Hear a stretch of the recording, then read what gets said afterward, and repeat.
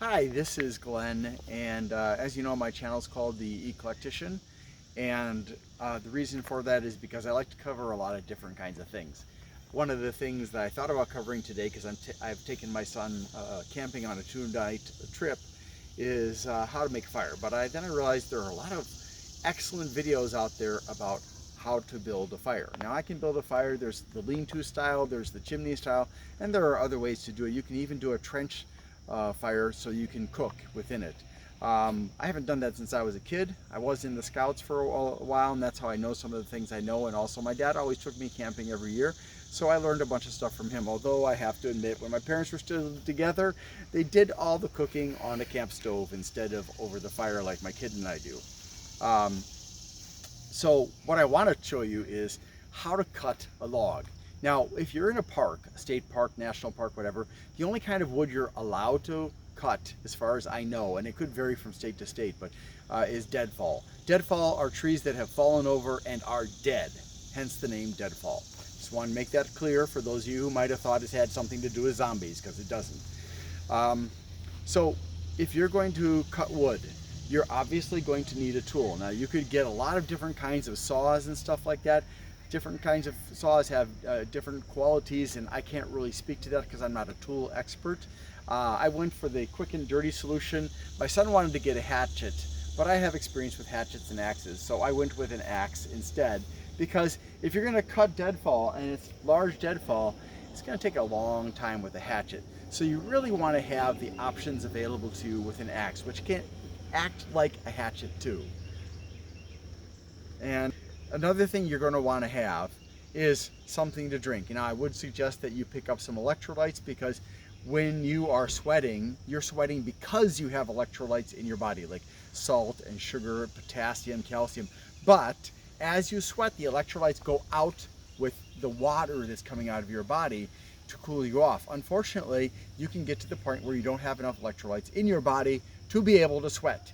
And at that point is when you start to suffer from heat stroke, and that can actually kill you. That's when you start to turn red, you stop sweating, and it's not a good thing. Let's see, I think it's red, but anyways, look it up, you'll find out more about it.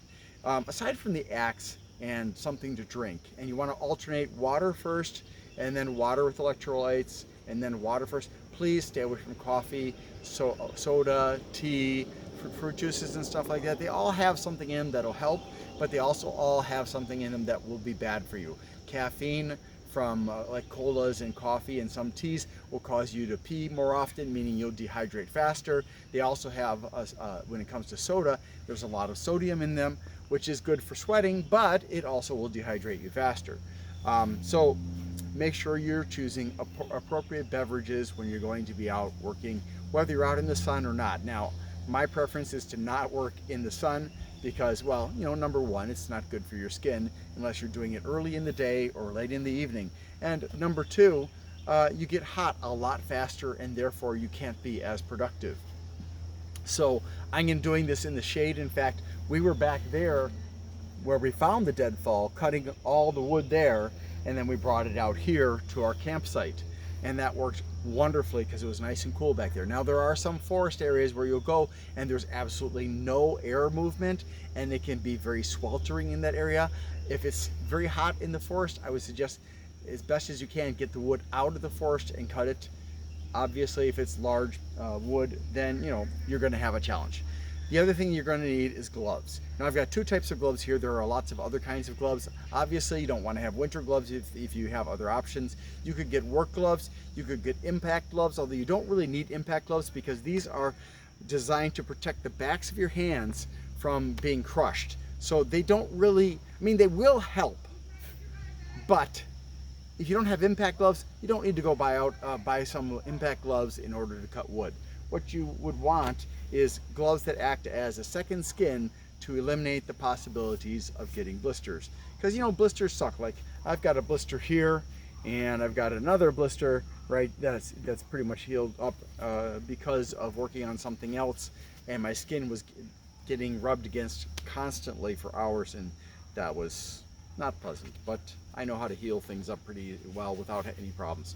So I've got just some basic gloves that act like a second skin.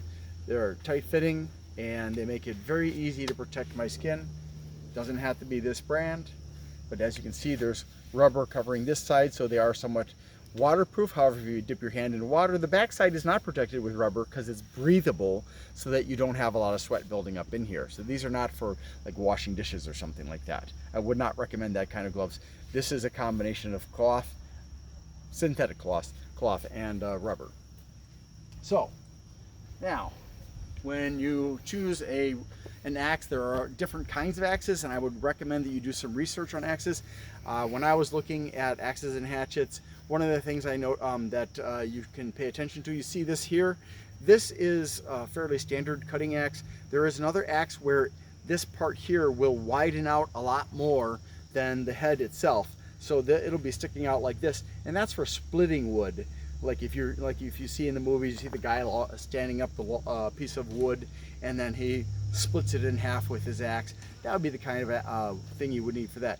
This, you don't need that. In fact, I'm not even sure if it would be to your advantage to have a splitting axe for the purpose of cutting wood into sections. But I'm not an expert on axes. Now, you do want to make sure that you've got some kind of guard on the blade, and you do also want to keep the blade sharp. The reason being is there's this old story about a guy who became a lumberjack, and the very first day he cut like 20 trees down.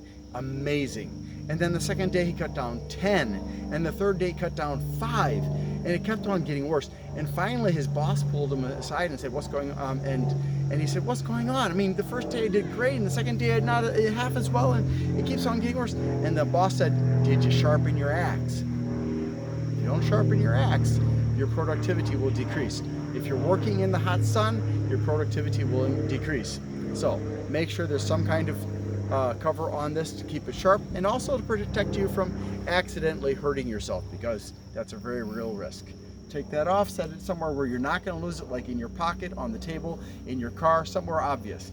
Now, when you watch a movie, sometimes you'll see guys go like this, and they've got the axe way back here.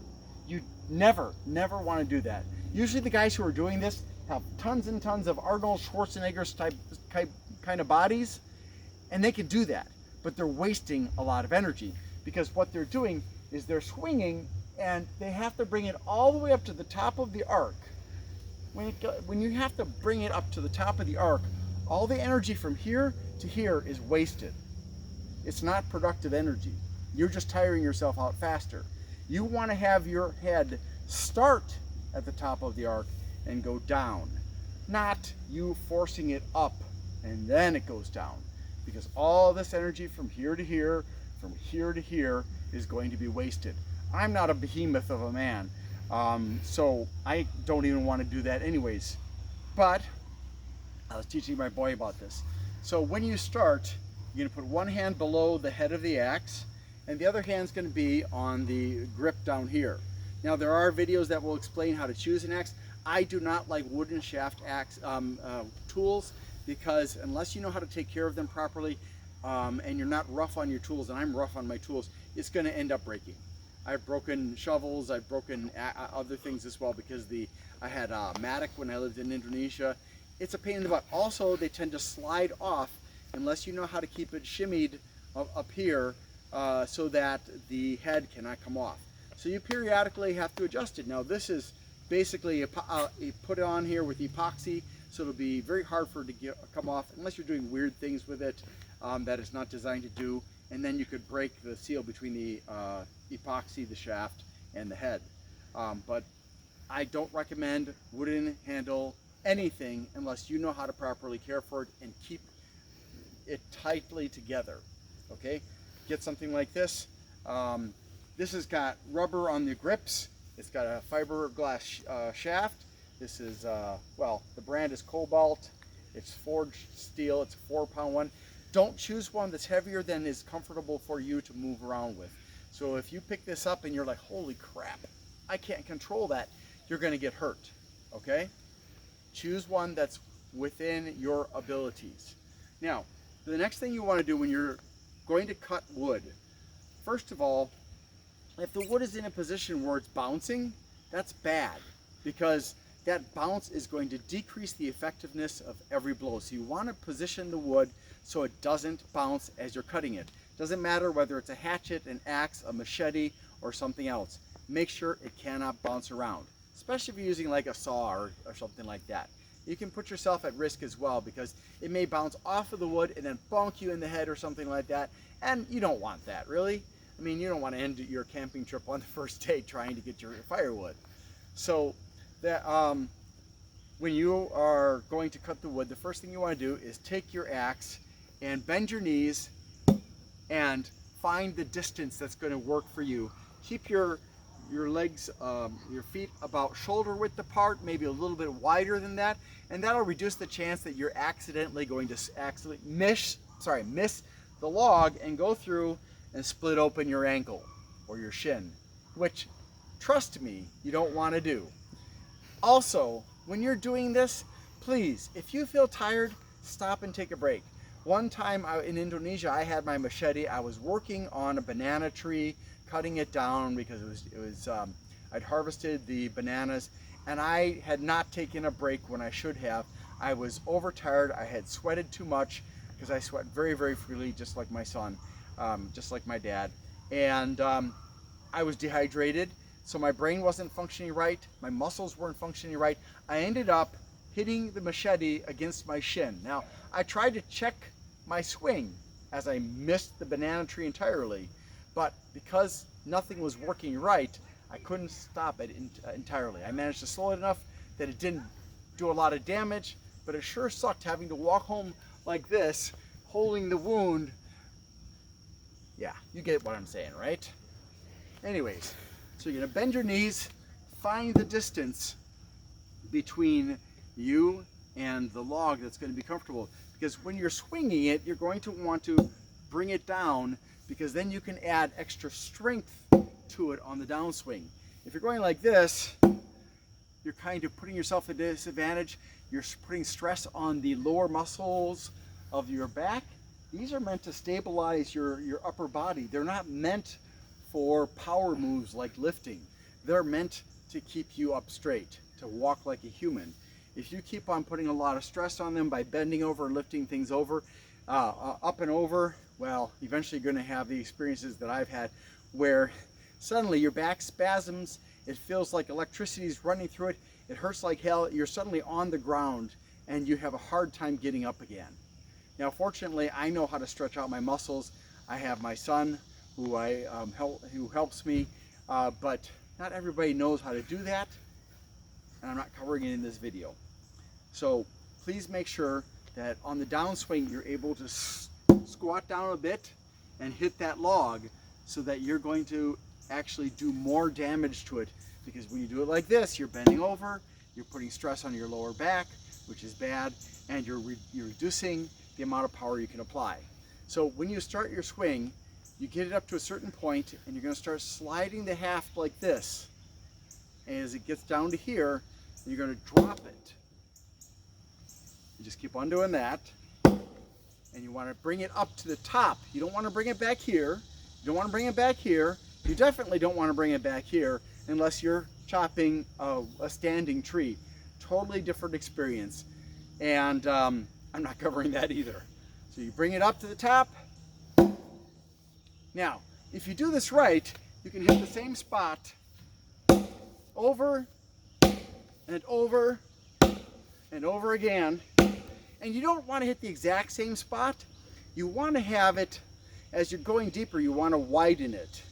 And the reason is because if you don't widen it and you're hitting the same spot perfectly every single time, eventually your blade is going to get stuck in the wood, because the wood is compressing against it, and then you're going to have to do like this to wiggle it out of that compressed area. So what you want to do is on your downswing, you actually want to vary the angle of it coming down. So it'll come down like that. So then you can not only widen it, but you can also have a nice angle in there so that it'll never grab on to the blade of the axe. So, like this.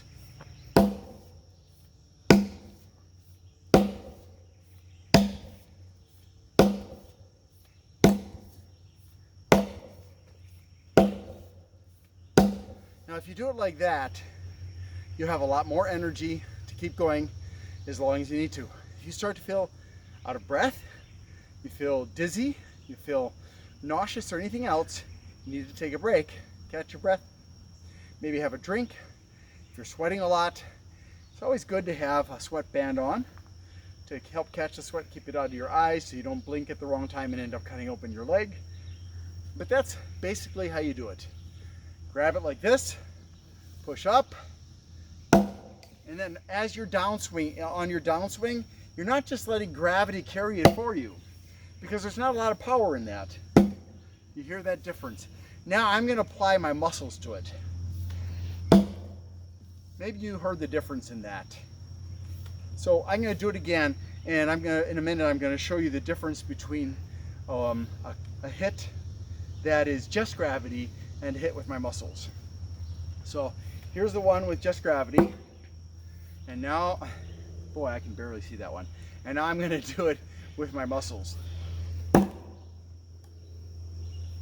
Okay, so you can see this is the area that I was working on as I was showing you the video. I've made a nice wide area here that I was cutting through. Now right here you can see the gravity fed cut. There's barely any cut there at all.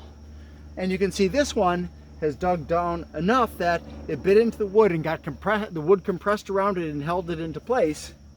And you can see a significant difference in the depth of this cut and this cut. Okay, so now I think you get the basics of how to cut a piece of wood that's on the ground. Again, no bouncing. Make sure your stance is close enough to that you can bend your knees as you're swinging down to add additional power to it, and you have more control about what area you're going to hit on the log. So you can, if you stand too far away, not only are you going to have to stretch out a lot, but you won't have as much control. You're more likely to miss it and it'll go into the dirt. If you're working near rocks, it's going to hit the rocks. It could spark, which might possibly cause a fire, but it's unlikely. More likely it's just going to damage your blade on your axe head so that you have to sharpen it. And you know, we don't want to do that. We want to take good care of our tools. And varying the angle of the cut, you can also switch to your offhand and do the same thing with your offhand and work with that so you can get stronger on that side. And that also gives you that ease of angle on that side. It's harder to swing around and bring the axe down on the opposite side if you don't have any experience with it than it is to switch sides and bring the axe down on this side. Now the last thing I wanted to show you is how to use this as a hatchet. And a hatchet is like probably about this long. So I'm going to cheat a little bit, but because I'm going to hold it way down here. You still want to hold it down here because this is where the grip is. And it's not very comfortable holding it here. It's going to be too big for some people's hands, but you need to find a position where it's going to be comfortable for your hand. Now they did design this to be kind of ergonomic in the sense that this part is a bit thicker than this part in the front, so it feels better in your fingers. So what you're going to want to do is just, you have a lot more control and you can do a lot more swings in a short period of time, but you don't have as much power. But it gives you precision that you can use an axe for, which is why my personal suggestion, not being an expert, is if you have a choice between an axe and a hatchet, and you're not worried about having to carry a 5-6 pound axe around, then get an axe. If you can find an amazing hatchet, yeah, go for that. But hatchets obviously are going to be a lot, much more of a pain in the butt in certain circumstances and advantageous in other circumstances. But I would go for an axe personally. If you're a survivalist and you see anything that needs to be corrected about my video, or you have any suggestions, please, or you're an expert woodcutter, a lumberjack or whatever, please feel free to, put in some nice comments on there, share your knowledge so that other people can benefit from your knowledge too. That's about it. Oh, one more thing. When you're in the woods, make sure if you are out during the season when there are mosquitoes, make sure to use bug spray. You don't want mosquitoes, and you definitely don't want ticks climbing up on you and having a meal or two, and worst yet, giving you a disease. Thanks so much for watching, and I hope you have a great